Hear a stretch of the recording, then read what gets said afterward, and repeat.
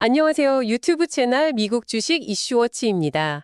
오늘은 정말 유명한 기업이죠. 글로벌 제약 및 생명공학 분야의 거대 기업 화이자, 파이저, 티커 PFE에 대해서 아주 깊이 파고들어 볼까 합니다. 네, 화이자 모르는 분은 거의 없으실 텐데요. 특히 최근 몇 년간 아주 뜨거운 관심을 받았었죠. 맞습니다. 그래서 저희가 오늘 화이자의 기본적인 기업 정보부터 시작해서요. 최근 사업 현황, 그리고 또 중요한 전략들, 또 2025년 1분기 실적 분석 자료, 그리고 곧 발표될 2분기 실적 전망과 가이던스 관련 자료까지 아주 꼼꼼하게 준비를 해봤습니다. 자료가 방대하네요. 오늘 할 얘기가 많겠습니다. 네, 그렇죠. 이 자료들을 바탕으로 해서 화이자의 현재 위치가 어디쯤인지, 또 재무 상태는 어떤지, 핵심 신약 파이프라인은 뭐가 있는지, 성장 전략은 또 어떻게 가져가고 있는지, 그리고 투자자로서 우리가 어떤 점들을 좀 주목해야 할지 이런 것들을 깊이 있게 파헤쳐 보려고 합니다. 특히 그 팬데믹 이후 시기를 화이자가 어떻게 헤쳐나가고 있는지, 그리고 미래 성장 동력은 과연 무엇인지 이런 부분들을 좀 긍정적인 시각에서 집중적으로 살펴보겠습니다. 네, 저는 그럼 반대로 조금 더 신중하고 어쩌면 비판적인 시각에서 화이자가 직면한 과제나 위험 요인은 없는지 한번 짚어보도록 하겠습니다. 좋습니다. 그럼 먼저 화이자가 어떤 회사인지 그 기본적인 개요부터 한번 살펴볼까요?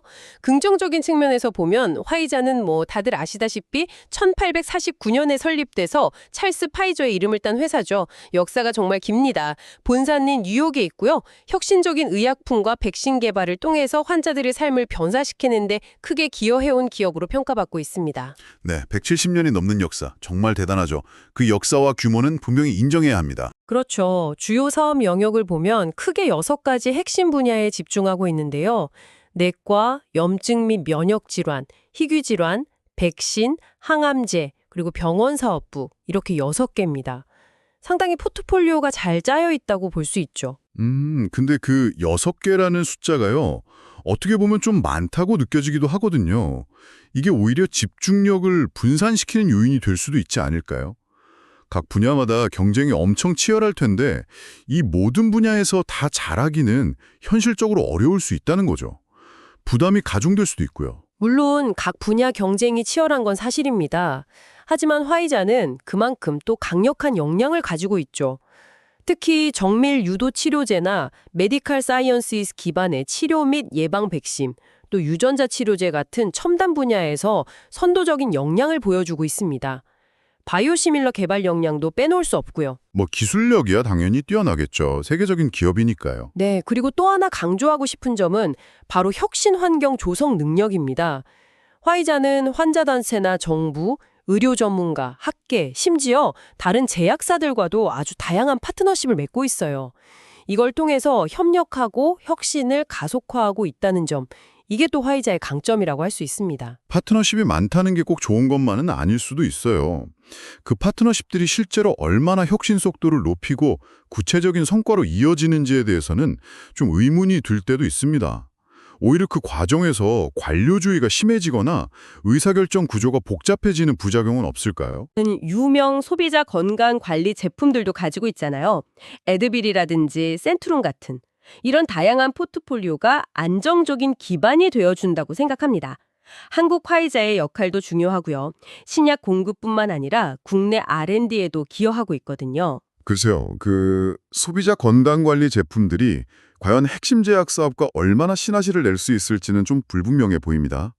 오히려 거대 기업으로서의 비효율성이나 시장 변화에 좀 둔감하게 반응할 가능성, 이런 단점들이 더 부각될 수도 있지 않을까 싶네요. 규모가 크다는 게 항상 장점만은 아니니까요. 네, 그런 우려의 목소리도 충분히 이해가 갑니다.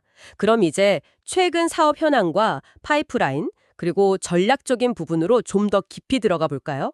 긍정적인 측면에서 재무 상황을 먼저 보면 2024년 매출이 636억 달러였고 운영 성장률이 7%를 기록했습니다. 이건 상당히 고무적인 수치죠.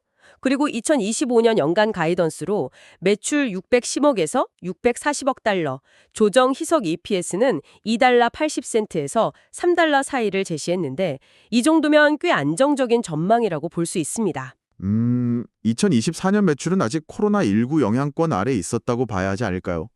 그리고 2025년 가이던스도 사실 코로나 관련 제품의 매출 불확실성이 여전히 크고 또 시장 변동성도 고려해야 하기 때문에 달성 난이도가 그렇게 낮다고만 볼 수는 없을 것 같습니다. 맞아요. 코로나19 관련 수익이 줄어드는 건 분명한 사실이죠. 하지만 화이자는 그 팬데믹 기간 동안 확보한 막대한 현금을 그냥 쥐고 있는 게 아니라 비코로나 영역에 아주 영리하게 재투자하고 있다는 점을 강조하고 싶습니다. 특히 항암제나 희귀질환, 만성질환 분야에 전략적으로 투자를 하고 있고 또 M&A도 활발하게 진행하고 있거든요. 이건 미래를 위한 준비라고 봐야죠. 그 비코로나 영역 투자는 사실 선택이라기보다는 코로나 수익이 급감하니까 어쩔 수 없이 해야 하는 좀 필수적인 조치에 가깝다고 봅니다. 막대한 자금을 쏟아붓고 있는데 그 투자가 과연 성공할 수 있을지 그 성공 여부는 아직 불확실한 거 아닌가요? 실패 가능성도 염두에 둬야죠. 물론 투자에는 항상 위험이 따르죠. 하지만 운영 효율성 측면도 봐야 합니다. 화이자는 지속적으로 비용 절감 노력을 하고 있고 이를 통해서 향후 영업이익률 개선을 목표로 하고 있습니다. 이건 긍정적으로 평가할 부분이라고 생각해요. 비용 절감이라는 게 사실은 코로나 이후에 수익성이 악화되니까 실제로 2023년 1분기부터 눈에 띄게 나타났죠. 어쩔 수 없이 하는 불가피한 대응책 아닌가요? 비용 줄인다고 해서 그게 꼭 성장으로 이어진다는 보장은 없잖아요. 게다가 최근 메디케어 파트 D 개편 영향으로 연간 10억 달러 매출 감소가 예상되고 이게 성장률을 1.6%나 둔화시킨다는 분석도 있던데요. 이것도 부담이죠. 네, 메디케어 파트 D 영향은 분명 고려해야 할 변수입니다. 하지만 파이프라인 쪽으로 시선을 돌려보면 화이자의 저력이 느껴집니다. 2025년 4월 기준으로 무려 108개의 프로그램이 진행 중이고 그중 30개가 마지막 단계인 3상 임상에 들어가 있습니다. 이 규모와 깊이는 정말 대단한 거죠. 파이프라인 개수가 간절한 건 알겠습니다. 근데 그 많은 파이프라인 중에서 과연 몇 개나 성공적으로 시장에 나올 수 있을까요? 신약 개발 성공률이 그렇게 높지 않다는 건 잘 알려진 사실이고요. 특히 과거의 리피터나 비아그라처럼 시장을 뒤흔들 만한 소위 블록버스터급 신약이 현재 파이프라인에 확실히 보이지 않는다는 우려도 있습니다. 블록버스터 신약 부재 우려는 항상 제기되는 문제이긴 하죠. 하지만 특정 분야에 대한 집중 투자는 주목할 만합니다. 특히 항암제 분야인데요. 전체 R&D 예산의 40%를 항암제 개발에 투입하고 있습니다. 그리고 앞서 잠깐 언급했던 시젠 인수가 정말 결정적이었죠. 이 인수로 초기 항암제 파이프라인이 거의 2배로 확장됐습니다. 시젠 인수는 정말 큰 뉴스였죠. 430억 달러. 정말 천문학적인 금액인데요. 네, 그렇죠. 그만큼 화이자가 항암제 분야에 사활을 걸고 있다는 뜻입니다. 시젠 인수를 통해 얻은 게 정말 많아요. 일단 혁신적인 ADC, 즉 항체 약물 접합체 기술을 확보했고요. 이미 시장에 나와 있는 4개의 중요한 ADC 항암제, 에드세트리스, 파드세브, 투키사, 티브닥을 포트폴리오에 추가했습니다. 그 약들이 이미 매출을 내고 있다는 건 장점이겠네요. 맞습니다. 이 시즌 인수를 통해서 2030년까지 연간 10억 달러 이상의 추가 매출을 올리는 것을 목표로 하고 있습니다. 이건 앞으로 다가올 주요 약물들의 특허 만료 공백을 상당 부분 상쇄할 수 있는 아주 중요한 전략적 움직임이죠. 특히 파드세브 같은 경우는 최근 수요가 계속 증가하고 있다고 하고요. 그 430억 달러라는 비용을 생각하면 이건 그야말로 하이 리스크, 하이 리턴 베팅이라고 봐야 합니다. 통합 과정에서의 시너지 효과가 기대만큼 나지 않거나 예상 매출 달성에 실패할 경우 그 후폭풍은 정말 어마어마할 겁니다. 화이자가 너무 M&A에 의존하는 건 아니냐는 비판도 여기서 나오는 거고요. M&A 리스크는 당연히 있겠죠. 하지만 다른 파이프라인도 탄탄합니다. 항암제 외에 염증 면역학 분야를 보면 리트플로, 다주키바트, 그리고 최근 좋은 소식이 있었던 힘파보지, 오시벨로토, 인클라쿠맙 등 다수의 2상, 3상 후보 물질들을 보유하고 있습니다. 특히 힘파보지는 지난 6월 26일에 긍정적인 3상 임상 결과가 발표되면서 기대감을 높였죠. 네, 심파부지 결과는 긍정적이었던 걸로 압니다. 하지만 전체 파이프라인 성공 가능성을 봐야죠. 예를 들어 한때 엄청난 기대를 모았던 경구용 비만 치료제 후보 물질 다누글리쿠론 개발 중단은 정말 큰 타격 아니었습니까? GLP-1 시장이 그렇게 뜨거운데 거기서 발을 뺀다는 건 경쟁에서 뒤처지는 신호로 읽힐 수도 있거든요. 다누글리프론 중단은 아쉬운 부분이죠. 하지만 그 결정이 비효율적인 자원 배분을 막고 더 가능성 높은 핵심 파이프라인에 집중하기 위한 전략적 판단이었을 수도 있습니다. 백신 분야도 꾸준히 성과를 내고 있습니다. 후기 임상 단계에 있는 클로스트리디움 디피실 백신이나 mRNA 기반의 독감 코로나 복합 백신 등이 있고요. 또 코로나 백신인 코미나티도 2025년 1분기 매출이 예상치를 상회하면서 무려 60%나 증가했습니다. 여전히 중요한 역할을 하고 있다는 거죠. 코미나티 매출 증가는 반가운 소식이겠지만 그게 지속 가능할지는 의문입니다. 팬데믹이 엔데믹으로 전환되면서 백신 수요는 점차 줄어들 수밖에 없으니까요. 그리고 더 근본적인 문제는 역시 특허 만료입니다. 엘리퀴스, 이브랜스, 프리베나 13, 엑스탄디 같은 핵심 블록버스터 제품들이 줄줄이 2027년까지 특허 만료를 앞두고 있어요. 이게 정말 심각한 문제입니다. 특허 만료 문제는 제약 바이오 기업의 숙명과도 같은 거죠. 숙명이라고 하기엔 그 규모가 너무 큽니다. 이 약들이 화이자 전체 매출에서 차지하는 비중이 상당하거든요. 이 매출 공백을 현재 진행 중인 파이프라인이나 시즌 인수를 포함한 M&A 성과만으로 완전히 메울 수 있을지에 대해서는 시장의 의구심이 매우 큽니다. 압박감이 엄청날 거예요. 게다가 RSV 백신인 에브리스보 같은 경우도 최근 미국 예방접종자문위원회 ACIP 권고 변경으로 인해 매출 감소가 예상되고 있지 않습니까? 이런 개별 제품 리스크도 계속 터져나오고 있고요. 네. 특허 절벽 이슈는 화이자가 반드시 넘어야 할 가장 큰 허들임에는 틀림없습니다. 하지만 전략적인 측면에서 보면 화이자는 단순히 M&A에만 의존하는 것이 아니라 자체 R&D 역량을 강화하고 경쟁사와 차별화된 제품 개발을 통해 수익성을 추구하는 전략을 병행하고 있습니다. 시젠 인수 외에도 과거에 트릴리움 테라퓨틱스를 20억 달러에 인수해서 면역 항암제 파이프라인을 강화했고 바이오 헤이븐 파마슈티컬스를 116억 달러에 인수해서 편두통 치료제 누리텍 ODT를 확보했으며 글로벌 블러드 테라퓨틱스를 54억 달러에 인수해서 희귀 혈액 질환 포트폴리오를 강화하는 등 성공적인 M&A 사례들이 분명히 있습니다. 이런 M&A를 통해 포트폴리오를 강화하고 다각화하는 데 성공해왔죠. 성공 사례도 있겠지만 그 이면의 리스크도 봐야 합니다. 특히 바이오 헤이븐 인수의 경우 편두통 치료제가 화이자의 기존 핵심 사업 영역과 얼마나 시너지를 낼 수 있을지에 대한 의문이 제기되기도 했습니다. 단순히 파이프라인을 늘리는 것만이 능사는 아니라는 거죠. 과도한 M&A는 결국 재무적인 부담으로 돌아올 수밖에 없고요. 물론입니다. 하지만 라이센싱이나 협력 전략도 활발하게 펼치고 있습니다. 예를 들어 국제의약품 특허풀과의 협력을 통해 저소득 국가에 대한 의약품 접근성을 높이고 있고 아비나스와는 유방암 치료제 공동 개발을, 중국의 시노팜과는 중국 시장 공략을 위한 협력을 진행하고 있습니다. 이런 파트너십을 통해 자체 R&D의 부족한 부분을 보완하고 새로운 시장에 대한 접근성을 확대하는 거죠. 이것도 긍정적으로 봐야 할 부분입니다. 파트너십이나 라이센싱에 적극적이라는 건 뒤집어 말하면 자체 R&D 역량만으로는 부족하다는 걸 인정하는 방증일 수도 있습니다. 외부 요인에 대한 의존도가 높아지는 건 또 다른 리스크 요인이 될 수 있죠. 특히 중국 시장 같은 경우는 규제 환경도 복잡하고 경쟁도 치열해서 시노팜과의 협력이 기대만큼의 성과를 낼 수 있을지는 지켜봐야 합니다. 네, 그런 시각도 가능하겠네요. 그리고 지속적인 R&D 투자도 빼놓을 수 없죠.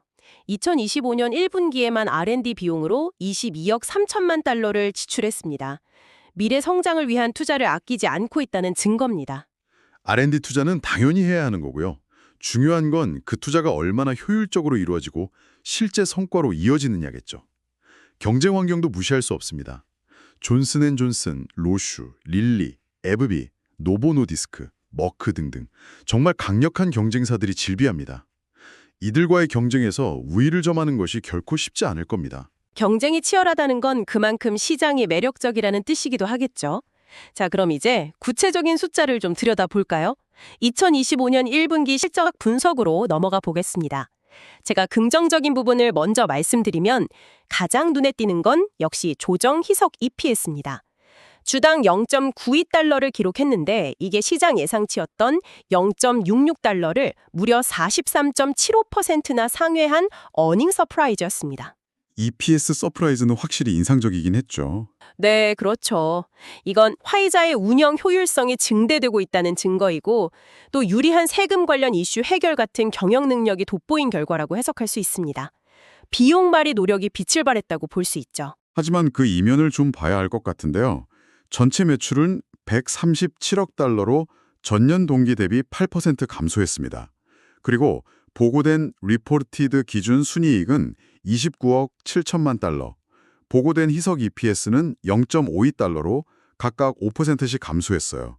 이런 표면적인 수치 악화를 간과해서는 안 됩니다. 매출 감소는 주로 코로나 관련 제품 때문 아닌가요? 맞습니다. 특히 먹는 치료제였던 팍스로비드 매출이 4억 9천만 달러로 전년 동기 대비 무려 76%나 급감했습니다. 이건 코로나 특수가 완전히 끝났다는 걸 보여주는 동시에 화이자의 핵심 성장 동력 중 하나가 사실상 사라졌다는 것을 의미하는 거죠. 상당히 뼈아픈 부분입니다. 팍스로비드 감소는 예상됐던 부분이긴 합니다.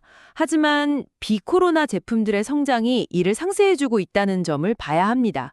예를 들어 바이엔다켈 제품군 같은 심장질환 치료제 매출은 꾸준히 성장하고 있고요. 아까 말씀드린 코미나티 백신 매출도 예상을 깨고 60%나 증가하면서 선방했습니다. 글쎄요, 바이엔다켈 성장이나 코미나티의 일시적 반등만으로 팍스로비드의 거대한 공백을 다 메우기는 역부족 아닐까요? 그리고 아까 말씀하신 조정 EPS 서프라이즈도 좀 더 따져볼 필요가 있습니다. 그게 혹시 일회성 요인? 예를 들어 예상치 못했던 세금 환급이라든지 아니면 좀 과도하다 싶을 정도의 비용 절감 때문에 나타난 숫자는 아닐까요? 핵심 사업의 펀더멘털 자체가 개선되었다는 확실한 증거로 보기는 좀 어려울 수도 있다는 거죠. 물론 일회성 요인이 전혀 없었다 단정할 수는 없겠죠. 하지만 시장의 반응은 꽤 긍정적이었습니다. 실적 발표 후에 주가가 3.75% 상승했거든요. 그리고 CEO 엘버트 블라의 발언, 그러니까 여러 불확실성에 유연하게 대응하고 있다는 메시지에 대해서 시장이 긍정적으로 화답했다고 해석할 수 있습니다. 연간 가이던스를 재확인하면서 자신감을 보여준 것도 주요했고요. 주가 반응이라는 게 항상 합리적인 건 아니죠. 단기적인 안도 랠리였을 수도 있습니다. 근본적인 우려, 그러니까 전체적인 매출 감소 추세나 곧 닥쳐올 특허 관련 문제 같은 것들은 여전히 해결되지 않은 상태니까요. 또 하나 긍정적으로 평가할 부분은 지속적인 비용 절감 노력입니다. 기존에 발표했던 45억 달러 규모의 비용 절감 프로그램에 더해서 추가로 12억 달러를 더 절감하겠다고 밝혔고 R&D 파이프라인 재편성을 통해서도 5억 달러를 절감할 계획입니다. 이런 적극적인 비용 관리 노력이 결국 수익성 개선으로 이어질 거라고 봅니다. 비용 절감 자체를 나쁘다고 할 수는 없지만 너무 비용 절감에만 매달리는 모습은 기업의 성장 잠재력을 갉아먹을 수도 있다는 우려를 낳기도 합니다. 미래를 위한 투자를 줄이는 건 아닌지 좀 신중하게 볼 필요가 있겠죠. 네, 균형 잡힌 시각이 필요할 것 같습니다. 그럼 이제 다가올 2분기, 2025년 2분기 실적 예상과 전망에 대해서 이야기 나눠볼까요? 긍정적인 전망부터 말씀드리면 애널리스트들이 예상하는 2분기 매출은 13억 7,800만 달러입니다. 이게 중요한 게 전년 동기 대비 3.7% 성장할 것으로 예측된다는 점입니다. 드디어 매출 성장세로 돌아설 수 있다는 기대감이 있는 거죠. 매출 성장은 긍정적인 신호일 수 있겠네요. 하지만 동시에 발표된 2분기 예상 EPS는 주당 0.58달러로 전년 동기 대비 오히려 3.3% 감소할 것으로 예상되고 있습니다. 매출은 늘어나는데 이익은 줄어든다? 이건 마진 압박이 심화되고 있다는 신호일 수 있습니다. EPS 감소 예상은 좀 아쉬운 부분이네요. 하지만 화이자가 지난 4분기 연속으로 어닝 서프라이즈를 기록했다는 점을 상기할 필요가 있습니다. 평균 서프라이즈율이 무려 43.49%에 달했거든요. 이런 기록을 볼 때 이번 2분기에도 예상치를 뛰어넘는 긍정적인 결과를 기대해 볼 수 있지 않을까요? 과거의 서프라이즈가 미래를 보정해주지는 않죠. 그리고 애널리스트들의 투자 의견을 보면 물론 보통 매수, 모더레이트 바이, 컨센서스가 형성되어 있고 6명은 강력 매수 의견을 내기도 했습니다만 네, 강력 매수 의견이 6명이나 된다는 건 긍정적인 시그널이죠. 하지만 전체 22명의 애널리스트 중에서 무려 14명이 보유, 홀드 의견을 제시했다는 점에 주목해야 합니다. 이건 시장 참여자 상당수가 화이자의 미래에 대해 확신을 갖지 못하고 불확실성을 느끼면서 일단 관망하겠다는 자세를 보이고 있다는 뜻으로 해석될 수 있습니다. 매수보다는 보유 의견이 훨씬 많다는 거죠. 보유 의견이 많다는 건 그만큼 신중론이 우세하다는 의미겠군요. 하지만 앞서 언급했던 메디케어 파트 D 개편으로 인한 연간 10억 달러 매출 감소 영향에도 불구하고 화이자가 2025년 연간 가이던스, 즉 매출 61억에서 64억 달러와 조정 EPS 2.80에서 3.00 달러를 그대로 유지했다는 점은 주목해야 합니다. 이건 상당한 자신감의 표현이라고 볼 수 있거든요. 실제로 최근 30일 동안 연간 EPS 예상치 컨센서스가 3.06달러에서 3.07달러로 소폭 상향 조정되기도 했습니다. 가이던스 유지가 자신감의 표현일 수도 있지만 다른 한편으로는 이미 보수적으로 가이던스를 설정했기 때문일 수도 있습니다. 그리고 연간 EPS 예상치가 아주 미미하게 상향 조정된 것을 가지고 큰 의미를 부여하기는 어려워 보입니다. 여전히 근본적인 질문은 남아 있어요. 과연 비코로나 제품들의 성장세가 코로나 관련 제품의 매출 급감과 곧 닥쳐올 특허 절벽이라는 거대한 파도를 넘어서기에 충분할 것인가 하는 점이죠. 그 부분은 역시 파이프라인의 성공 여부에 달려 있겠죠. 아까 비만 치료제 다누글리프론 개발 중단을 부정적으로 보셨는데 저는 이걸 좀 다르게 해석하고 싶습니다. 오히려 비효율적인 자원 배분을 과감하게 중단하고 성공 가능성이 더 높은 핵심 파이프라인에 집중하기 위한 현명한 R&D 전략 조정으로 볼 수 있다는 거죠. 여기서 절감된 5억 달러의 R&D 비용을 다른 유망한 분야에 재투자함으로써 미래 성장 동력을 확보하려는 노력으로 봐야 하지 않을까요? 글쎄요, 비만 치료제 시장은 현재 제약 바이오 업계에서 가장 뜨거운 격전지 중 하나입니다. 여기서 유망 후보 물질 개발을 포기하고 후퇴한다는 것이 과연 현명한 선택일까요? 이건 어쩌면 화이자의 R&D 역량에 한계가 있거나 경쟁사 대비 기술적 연륜에 있다는 것을 보여주는 사례일 수도 있습니다. 그리고 시젠 인수의 시너지 효과가 단기 실적에 반영되기에는 아직 어려울 수 있다는 점도 고려해야 합니다. 통합 과정에서의 어려움이나 예상치 못한 비용 부담이 발생할 가능성도 여전히 남아 있고요. 에브리스보 매출 압박 같은 개별 제품 리스크도 계속되고 있고요. 네, 단기적인 어려움과 불확실성이 상존한다는 점은 부인하기 어렵겠네요. 자, 그럼 마지막으로 주주 환원 정책에 대해서 이야기해 보겠습니다. 이 부분은 화이자의 확실한 강점 중 하나라고 생각하는데요. 화이자는 무려 347분기 연속으로 배당금을 지급해왔습니다. 이건 정말 대단한 기록이죠. 그만큼 주주 환원에 대한 의지가 확고하고 또 그럴 만한 재정적 안정성을 갖추고 있다는 뜻입니다. 최근에도 3분기 배당금으로 주당 0.43달러 지급을 선언하면서 주주 환원 의지를 재확인했고요. 1분기에만 현금 배당으로 24억 달러를 지급했습니다. 347분기 연속 배당, 정말 놀라운 역사이긴 합니다. 배당 안정성은 투자자들에게 분명 매력적인 요소죠. 하지만 앞으로도 현재 수준의 배당을 계속 유지할 수 있을지에 대해서는 좀 의문이 듭니다. 어떤 점에서 의문이 드시나요? 아까 계속 이야기했던 특허 만료 문제, 그리고 시젠 인수 같은 대규모 M&A에 들어간 막대한 비용 등을 고려하면 앞으로 화이자의 재정적 압박이 상당할 것으로 예상되거든요. 현재 수준의 배당을 유지하려면 상당한 규모의 꾸준한 현금 흐름이 필요한데 과연 그게 가능할지 지켜봐야 한다는 거죠. 배당 컷 가능성도 완전히 배제할 수는 없지 않을까요? 물론 미래는 예측하기 어렵지만 화이자의 경영진도 이런 상황을 충분히 인지하고 있을 겁니다. 최근에 자사주 매입을 하지 않고 있는 것도 저는 이걸 합리적인 자본 배분 결정이라고 보거든요. 당장은 부채를 줄이고 또 시젠 인수 통합이나 파이프라인 개발 같은 전략적 투자에 우선순위를 두는 것이 장기적인 성장과 주주 가치 제고에 더 도움이 된다고 판단했을 수 있습니다. 자사주 매입 부재를 그렇게 긍정적으로만 해석할 수 있을까요? 어쩌면 자본이 그만큼 제약되어 있다는 신호일 수도 있고 혹은 적극적으로 주가를 부양할 의지가 부족한 것으로 비춰질 여지도 있습니다. 부채 감소를 우선시해야 할 만큼 재무적인 부담이 크다는 방증일 수도 있고요. 현재 자본 배분 전략이 과연 주주 가치를 극대화하는 관점에서 최선인지에 대해서는 의문이 제기될 수 있습니다. 하지만 자사주 매입 가능성이 완전히 닫힌 것은 아닙니다. 아직 승인된 자사주 매입 프로그램 잔액이 33억 달러 정도 남아있거든요. 향후 재무 상황이 개선되거나 전략적 우선순위가 변경되면 언제든 자사주 매입을 재개할 여지는 열려 있다고 봅니다. 네, 가능성은 열려 있겠죠. 하지만 현재로서는 배당 외에 적극적인 주주 환원책이 부족하다는 인상을 지우기 어렵네요. 네, 오늘 화이자에 대해서 정말 다양한 각도에서 깊이 있게 살펴봤습니다. 이제 마무리를 해야 할 시간인데요.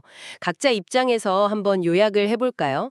제가 먼저 긍정적인 측면을 정리해 보겠습니다.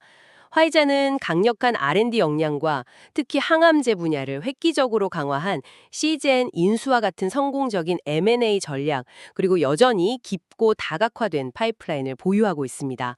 혁신에 대한 지속적인 투자와 더불어 347분기 연속 배당이라는 놀라운 기록에서 볼 수 있듯이 꾸준한 주주 환원 정책 또한 강점입니다. 이런 저력을 바탕으로 팬데믹 이후의 어려운 시기에도 잘 헤쳐나가고 있다고 생각합니다. 비코로나 포트폴리오의 꾸준한 성장과 후기 파이프라인에 있는 신약 후보 물질들의 성공적인 상업화가 이루어진다면 장기적인 성장 잠재력은 충분한다고 봅니다. 네, 저는 조금 다른 시각에서 정리해 보겠습니다. 화이자가 넘어야 할 과제들이 산적해 있다는 점을 강조하고 싶습니다. 우선 코로나 관련 제품, 특히 팍스로비드의 매출 급감은 매우 현실적인 타격입니다. 여기에 더해 엘리퀴스, 임랜스 등 핵심 블록버스터 약물들의 특허 만료가 임박했다는 점은 미래 수익성에 대한 심각한 우려를 낳고 있습니다. 또한 시젠 인수와 같은 대규모 M&A는 막대한 비용 부담과 함께 성공적인 통합이라는 리스크를 안고 있습니다. 존슨앤존슨, 릴리, 머크 등 강력한 경쟁사들과의 치열한 경쟁 환경 속에서 우위를 점해야 하고 최근에 비용 절감 노력에 대한 의존성이 커지고 있다는 점, 그리고 메디케어 약가 협상과 같은 정책 변화의 영향도 무시할 수 없습니다. 결국 현재 진행 중인 파이프라인과 M&A 전략이 얼마나 성공적으로 실행되느냐가 향후 화이자의 주가 향방을 결정짓는 가장 중요한 변수가 될 것입니다. 네, 오늘 저희가 분석해드린 내용은 저희가 검토한 자료들을 바탕으로 한 정보이며 특정 종목에 대한 매수 또는 매도 추천이 아님을 명확히 밝힙니다. 모든 투자 결정은 청취자 여러분 본인의 신중한 판단과 책임 하에 이루어져야 합니다. 또한 오늘 분석 내용 중에는 저희가 참고한 자료에 AI가 생성한 정보가 일부 포함되어 있을 수 있습니다. AI가 생성한 정보는 때때로 사실과 다르거나 부정확할 수 있다는 점을 반드시 유의하시기 바랍니다.